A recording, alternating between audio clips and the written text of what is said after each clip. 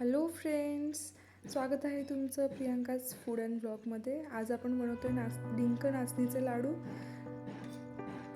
पहिल्यांदा कढई तापत ठेवली आहे, त्यात तूप टाकलं आहे आणि त्यात ड्रायफ्रूट्स टाकून घ्यायचे.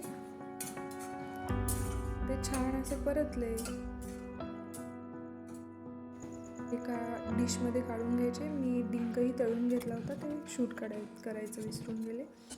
आणि परत तूप टाकून नाचणीचं पीठ टाकून घ्यायचं. ते छान खमंग असं परतायचं. आणि तुम्हाला वाटलं तरी आपण तूप ॲड करू शकतो. मस्त खमंग असं परतून घ्यायचं. डिंक ड्रायफ्रूट्स आपण तळून घेतले होते, ते मिक्सरला वाटून घ्यायचे. मस्त खमंग असं नाचणीचं पीठ परातीमध्ये काढून ठेवायचं.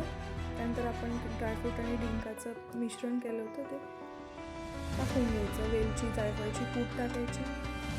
कढईमध्ये आणि तूप घालून, गूळ घालून आपण तो फक्त वितळेपर्यंतच, गूळ फक्त वितळेपर्यंत करून घ्यायचा.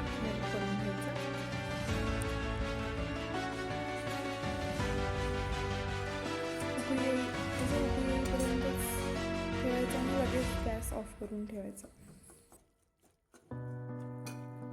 त्यानंतर ते आपण परातीत जे नाचणीचं मिश्रण काढलं होतं त्यात गूळ ओतून द्यायचं. हे सगळं मिश्रण आहे ते कालथ्याने हलवून घ्यायचं, एकसारखं करून घ्यायचं. त्यानंतर थोडंसं थंड होऊन लाडू बांधायला घ्यायचे.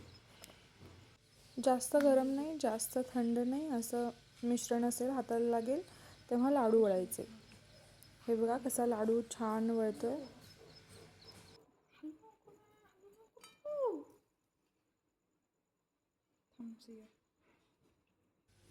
हे बघा कसा मस्त लाडू वळून तयार झाला आहे. असे सगळे लाडू वळून घ्यायचे.